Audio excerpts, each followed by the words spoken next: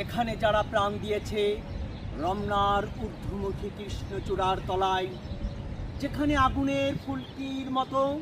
এখানে ওখানে জ্বলছে অসংখ্য রক্তের ছাপ, সেখানে আমি কাঁদতে আসিনি।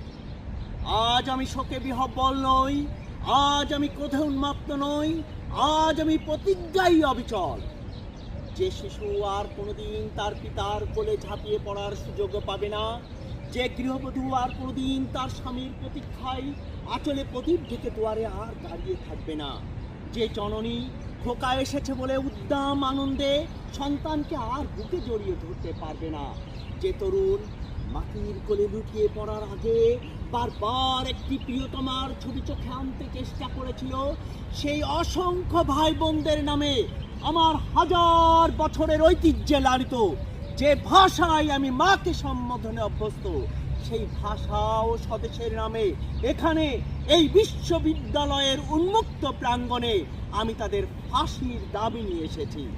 যারা আমার অসংখ্য ভাই বোনকে নির্বিচারে হত্যা করেছে।